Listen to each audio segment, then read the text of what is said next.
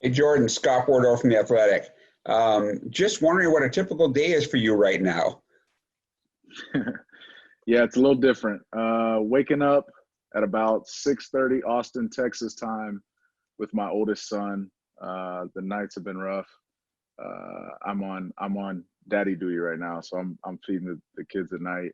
Um, and then, man, it's really been that. I've been playing the role of dad, man, just enjoying my time with my kids and taking an hour and a half throughout the day to work out and um, back at it with the kids and put them down by 6:30. And the wife and I will watch some Netflix shows, binge some shows we're watching. But um, it's probably your typical, the typical American, situation and schedule right now, man. It's wild. It's wild. Hey, Jordan, this is Jordan, David Josh from Wayne. AP. I was just wondering, you talked about working out. Has that been a challenge? Do you have like a home gym or how do you do that? How do you keep in shape? Yeah, it's wild. So we are actually in between homes here in Austin. So we've been staying with my mother-in-law. And luckily, my father-in-law has some workout stuff. So we actually rearranged the garage, made a little makeshift gym. We've got a little rack and enough bands and stuff to get the job done. But yeah, it's definitely been a challenge. We've had to be creative. We've had to figure out ways that uh, I keep saying we because I'm actually working my wife out right now too. We're making this happen together, trying to stay active during this time. So it's been, it's definitely not like being in the building. You know what I mean? Where you get the expertise of the guys and Buddy and the guys that are training us, but we get to reach out to them. We have to use the limited resources that we have and be creative. It'll definitely be an off season we all remember in a lot of different ways. But the workout side, because it's part of the job, description that we have, will definitely be part of that memory. Jordan, what do you make of all the offseason moves the team has made, offense and defense?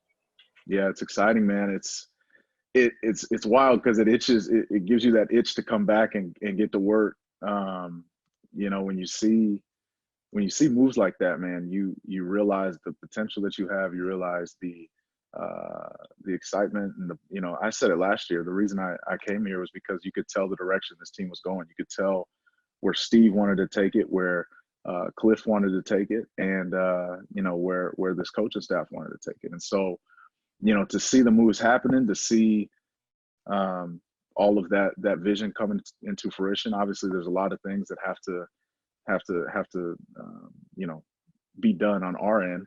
A lot of work that's got to be put into it. But when you put pieces together that are exciting like that, man, it's fun. Hey Jordan, it's Josh Wayne with ESPN. With all the moves that you guys have made, where do you think you guys have improved as a defense? Where? Yeah, I mean, if you look at it, we've adding the D tackle, adding some linebackers. I think our front seven is obviously right now at this point probably improved tremendously. Anytime you get a high profile D tackle, it makes your linebacker play that much better. Anytime you get somebody that can rush on the other side of the top rusher in the league, it's going to make your front seven that much better. So, we've improved up front, but when you get a pass rush, when you can have somebody that takes pressure off of Chandler, a couple guys that can take pressure off of Chandler, man, it also improves your ability to get after the quarterback and the corners, the safeties, the linebackers. We all appreciate that in the pass game too. So, I think as we keep adding guys, as we go through the draft, we're just building. This thing is rolling right now. I'm really excited where we're at. Hey Jordan, how it doesn't look like we're going to have mini camps or OTAs. How does that impact the team trying to get ready for the season? We got to be creative. I've had a couple conversations about how we're going to navigate it if that's the case, and similar to what this looks like, Zoom is an option. Because guys still, we've got a lot of new guys. We've got guys that got to understand the playbook that need meeting time. What's going to be tough is nobody's going to be on the field. And so, the the knowledge and the preparation has to be accelerated when we do get back together. So it'll be interesting. It'll be different. But you know, it's part of the job, man. You know, when we've got to, in everything we do, we have to be able to be flexible. We have to be able to navigate the situation that's at hand and deal with adversity. And that's, you know, no different than anybody else's job. Jordan, they talked about maybe a second wave of this virus hitting in the fall or winter. Are you worried about the 2020 season, maybe playing not in front of fans or losing the season altogether? You know, honestly, I haven't really looked that far forward. You know, we're not even past the draft yet, and so there's a lot of things that we have to navigate through. You know, we're still in the early stages as a country with this virus, man, and everything I'm hearing, you know, and that we're all hearing is within these next couple of weeks, it's going to get drastically worse, and you're going to start hearing a lot more cases. So, you know, my prayers and thoughts are to the families and the people that are affected. And you know, when that bridge comes, we'll cross it. But at this point, man, it's about navigating one thing at a time. And I think, you know, being here for the people that need us and who've lost their jobs and all that stuff, and families are truly affected by this. So, you know, for me to worry about something that's that far down the road right now, man, it hasn't really even crossed my mind yet. Have you been talking to guys on the team? And if so, what are those conversations like? Are they grim? Are they upbeat? What can you tell? You know, honestly, I haven't really talked to too many people since everything has hit. You know, I've kind of went into a little cocoon, man. It's crazy what this thing has done. I've had a lot of conversations with guys here in Austin that I played with in college that are in the league. And, you know, I think a lot of guys are in the same boat mentally. You know, we're really just kind of unsure of what's to come. You know, I don't think it's necessarily grim. I think everybody's pretty hopeful that we'll have a season to play. But, you know, like I said, you know, my thoughts and my focus has been on first my family, and then, you know, second the people that have been affected by this thing. So. Hey, Jordan, it's Craig Fouey with ABC 15. You mentioned how you doing, man? Hey, you mentioned Netflix. What are you guys binge watching? What are you watching on TV? Yeah, we watched The Tiger King, of course. That thing was nuts. Man, we were a little behind. We watched Manifest on ABC. We watched The Good Doctor on ABC.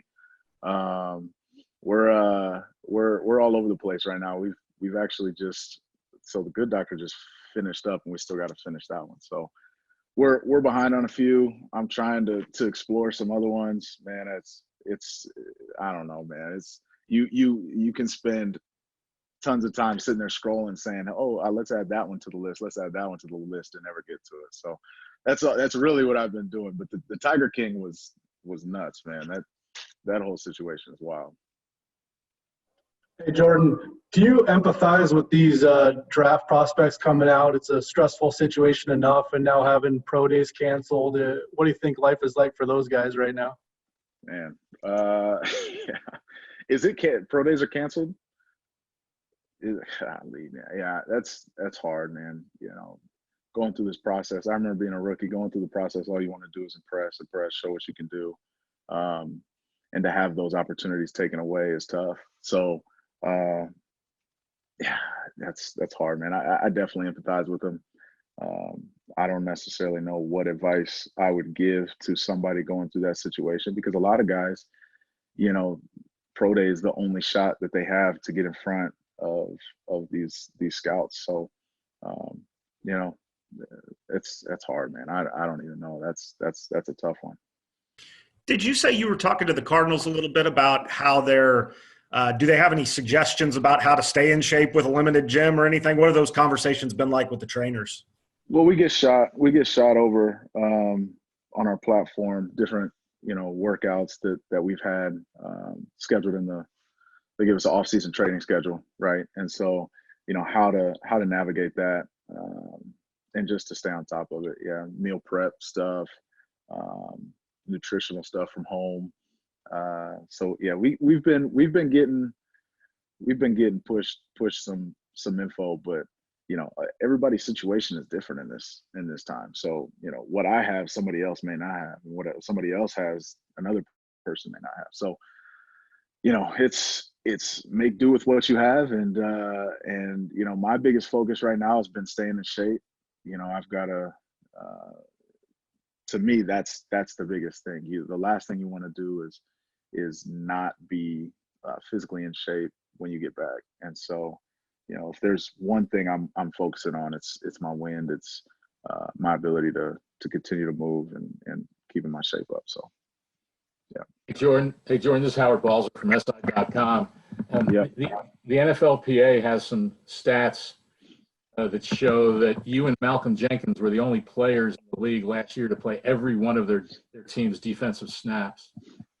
Is that a badge of honor to never come off the field? Absolutely. And it's, what's funny is I played with Malcolm for 4 years, and in those 4 years, I don't know if he came off the field. He might have came off a handful of times. I don't think he missed a game. I could be wrong on that stat. But earlier in the year, I think it might have been around like week 8, 9, 10, I was getting the questions on, because I hadn't missed a snap. I hadn't missed a game, obviously. And the big knock on me was, that I was injury prone. And so, I remember referring to Malcolm in an interview with somebody probably on this call, saying that, that was kind of my standard, and that was what I was aiming for, because I'd seen it been done over and over again by somebody that I really respected, and somebody that just, resembled who I wanted to be in the league at his age. He's done a lot. His knowledge for the game, his preparation, his ability to stay healthy, and what he does for his body. So, you catch vets like that when you're young, and you get to realize what it means to be a pro. And yeah, you set your goals as to what you see. And so, he was inspirational for me, and obviously the show's not done. I got to continue. 1 year doesn't make or break anything. I've got to continue to stay on top of my health and make that a priority. What did you think of the DeAndre Hopkins trade? Love it, man. I got to know David really well this past season, and we talked through the offseason some, and it's going to be tough to see him go. But at the same time, man, when you get a trade like that and an opportunity to get somebody to match up on the outside, that really, it changes the whole dynamic of the offense. Defenses are going to have to choose: do you double cover them, right? Do you stop the run now? Bringing KD back. Or do you, do you spy? You take somebody out of covers to spy Kyler. Defenses are going to have to pick their poison at this point. You can't sit back and pass rush 3 against this dude, because he'll scramble all over the place on you. You've got to. There's no perfect scenario now in going against our offense, especially with this dynamic of a play caller as Cliff is. So, it's going to completely change the whole dynamic. You've got Kirk, and you've got Larry. You've got guys that are just going to be. I think it's going to it's going to spread the field wide open. It's going to make the whole thing run smoother. Jordan, when you look at two how the draft comes about every year, normally you're going to have already started your off-season stuff, be back with the team. How close did you follow the draft then, and do you think it's going to be any different now that you're kind of holed up with less to do? Yeah, I watched. Primarily the first couple of days I watched, and obviously I followed Texas guys. I followed guys that were going to my respective teams. So, but I don't know. I don't even, honestly, I can ask. I don't even know how they're going to do it. Is it going to be over Zoom? Do you guys know how the draft is going to be done? Does anybody know? I mean, basically they're saying it's going to be handled virtually in a lot of ways, but it's still going to be on TV, and they're still going to find a way to show it to the world. Yeah. Yeah. I don't know. As you can tell, man, I really haven't. It's wild. I really haven't been super in tune with everything that's going on in the football world right now, other than the changes that are being made to off season and where we're at workout wise. But yeah, I'll follow it. I'll definitely watch it. It'd be if it's on, I'm gonna watch it. But yeah, I don't know if it'll be any different than before. Jordan, you were on those Eagles teams when they won 7 games and then the next season won the Super Bowl. And not saying obviously the Cardinals are going to do that, but seeing that firsthand, does that give you some excitement or confidence knowing that, hey, we won 5 games, but there can be quick turnarounds in the NFL? 100%. Yeah, it's eerily similar of a situation that we're going into, right? The year before I won the Super Bowl in Philadelphia, we had a rookie head coach and a rookie quarterback, and Carson and then Doug Peterson, and both of them, we had our highs and our lows, and we, as a defense, we didn't know what we were, what our identity was. Very similar, but we got better as the season went along, very similar to what you saw with us this past season. And then something hit, and we won a bunch of close games. We finally realized that we got that confidence that we went into games knowing we were going to win. So obviously, there's a jump, and there's a lot of work that needs to be done between now and game 1. And even, halfway through the season, man, you don't really get that confidence of knowing what's going to happen until, you've had a few games under your belt. And so, we're going to be a different team, and we got to find that identity. But making additions in the offseason, making big time moves, showing that we're trying to win now means a lot, and it shows a lot of the mindset of not just the coaching staff, but the guys upstairs. So yeah, it's eerily similar, and it's exciting, man. It's a lot of fun, but there's a lot of discipline. There's a lot of hard work that's gotta, it doesn't just happen. You've got to will it into existence. Hey, Jordan, how much do you know about the linebacker acquisitions, Devon Kennard and Devondre Campbell? Do you know those guys well, and what do they bring to the team? Don't know them well. Shot a text to Devondre, and other than that, I'm not 100% sure. I've obviously their stats, and he's a 100+ guy tackle wise. I know that for 4 consecutive years or something. So that's exciting. Just to have somebody next to me that has his type of athletic ability, and his ability to be all over the field is just going to open everything up for us, man. It's going to be fun to play with somebody like that. And then Kennard, I don't know him personally. I know him, people that know him, and speak very highly about him, and excited to get to work with him, man. And obviously his stats speak for themselves. He's can get after the quarterback, and hopefully open things up for Chandler as well. So, and the rest of the D-line. Along the lines of that possible turnaround, what's your thought on the NFL adding a playoff team in each conference? Yeah, wasn't a huge fan of it. I think I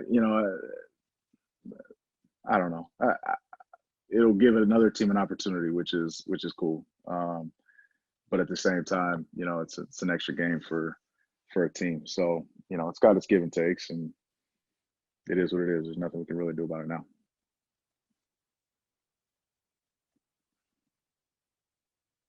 Jordan, obviously you have new additions, but you also lose a couple teammates. What are you going to miss about Joe being on the field next to you as a teammate, as a guy in the locker room?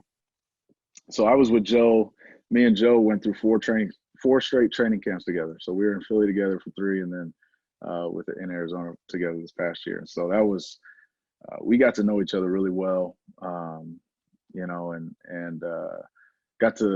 I learned how to feed off of his energy. He had a different type of energy that, you know, was very infectious. So, you know, I got nothing but good things to say about Joe. I'm going to miss him. Still in contact with him. And, you know, he's definitely going to be missed in the locker room, man. He's a fun guy to be around.